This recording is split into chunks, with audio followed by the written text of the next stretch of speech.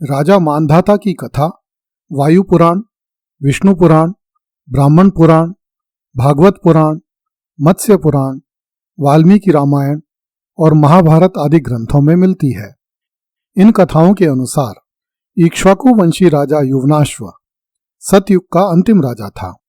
विष्णु पुराण के अनुसार अयोध्या नरेश युवनाश्व निसंतान था। च्यवन ऋषि की सलाह पर राजा युवनाश्व ने पुत्रेष्टि यज्ञ किया। जब यज्ञ संपन्न हुआ तब तक बहुत रात्रि व्यतीत हो चुकी थी, अतः समस्त ऋषिगण यज्ञ से अभिमंत्रित जल को एक घड़े में रखकर सो गए। रात्रि में राजा युवनाश्व को प्यास लगी और उन्होंने घड़े में से जल लेकर पी लिया। उन्हें यह ज्ञात नहीं था कि इस घड़े में अभिमंत्रित जल है। जब ऋषियों की आंख खुली तो उन्होंने देखा कि घड़ा पूर्णतः रिक्त है तथा उसमें अभिमंत्रित जल नहीं है। ऋषियों ने वहां उपस्थित समस्त लोगों से जल के बारे में पूछा। इस पर राजा युवनाश्व ने बताया कि वह जल मैंने पी लिया। ऋषियों ने राजा से कहा कि अब उन्हीं की कोख से एक बालक जन्म लेगा। जब इस घटना को 100 साल बीत गए तब अश्विनी कुमारों ने राजा युवनाश्व की बाईं कोख फाड़कर एक बालक को बाहर निकाला। इस अवसर पर स्वर्ग के अन्य देवता भी उपस्थित हुए। देवताओं ने कहा कि यह तो एक पुरुष से उत्पन्न बालक है, यह क्या पिएगा। इस पर देवराज इंद्र ने अपनी तर्जनी अंगुली बालक के मुंह में डालकर कहा, माम अयम धाता, अर्थात यह मुझे पिएगा। इस कारण बालक का नाम मानधाता पड़ गया। देवराज इंद्र की अंगुली पीते पीते वह बालक 13 हाथ जितना बड़ा हो गया। इस दिव्य बालक ने चिंतन मात्र से धनुर्वेद सहित समस्त वेदों का ज्ञान प्राप्त कर लिया। इंद्र ने अपने हाथों से मानधाता का राज्याभिषेक किया। राजा मानधाता ने अपने धर्म से तीनों लोकों को नाप लिया। एक बार जब राजा मानधाता के राज्य में 12 वर्ष तक वर्षा नहीं हुई तो राजा ने देवराज इंद्र से वर्षा करने का अनुरोध किया, किंतु इंद्र ने धरती पर वर्षा नहीं की।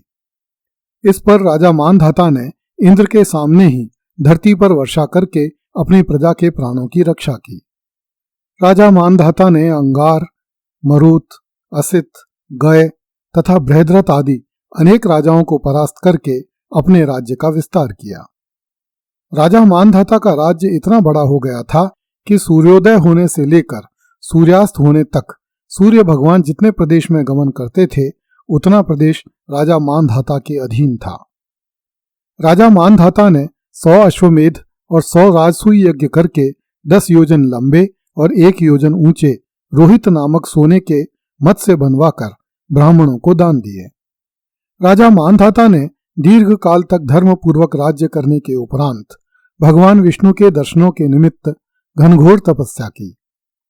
भगवान विष्णु ने इंद्र का रूप धारण करके तथा मरुतों को अपने साथ लेकर राजा मानधाता को दर्शन दिए।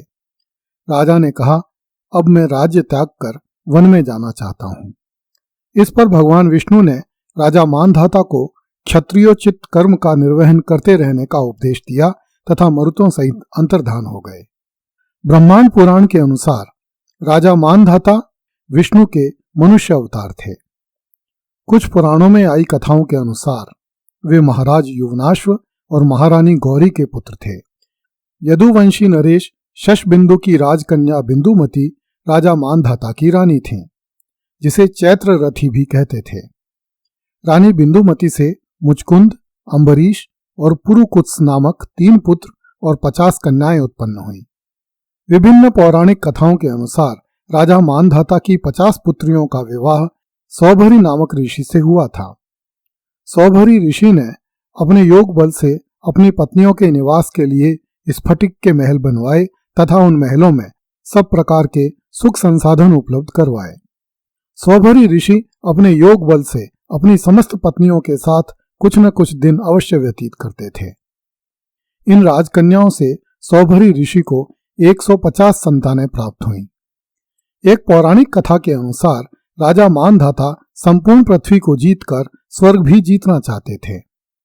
राजा के इस विचार से देवराज इंद्र सहित समस्त देवता चिंतित हुए।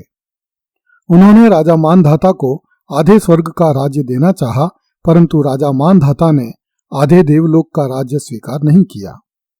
वे संपूर्ण इंद्रलोक के राजा बनने के इच्छुक थे।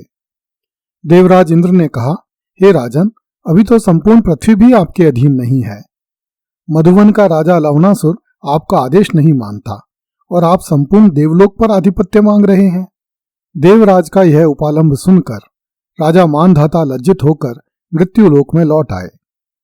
उन्होंने दैत्यराज लवणासुर के पास अपना दूत भेजकर कहलवाया कि या तो लवणासुर राजा मानधाता की अधीनता स्वीकार करे, अन्यथा युद्ध के लिए तैयार रहे। लवणासुर ने राजा मानधाता के दूत का भक्षण कर लिया। इस पर दोनों ओर की सेनाओं में भीषण युद्ध आरंभ हो गया। लवणासुर के पास उसके पिता मधु द्वारा दिया गया एक दिव्य त्रिशूल था, जो दैत्यराज मधु को भगवान शिव से प्राप्त हुआ था। राजा मानधाता को इस दिव्य त्रिशूल की कोई जानकारी नहीं थी, इसलिए राजा मानधाता ने बिना सोचे समझे लवणासुर पर आक्रमण कर दिया और वह धोखे से मार दिया गया। लवणासुर ने अपने त्रिशूल से न केवल राजा मानधाता को अपितु उसकी संपूर्ण सेना को भी भस्म कर दिया। इस प्रकार देवराज इंद्र ने युक्ति से काम लेकर राजा मानधाता को नष्ट करवा दिया, जो संपूर्ण देवलोक पर आधिपत्य करने का आकांक्षी था। राजा मानधाता के काल की सबसे बड़ी घटना यह है कि उसके शासन से ही धरती पर सतयुग समाप्त होकर त्रेता युग आरंभ हुआ था। अगली कड़ी में देखिए, ऋषि विश्वामित्र ने राजा सत्यव्रत के लिए नया स्वर्ग बना दिया।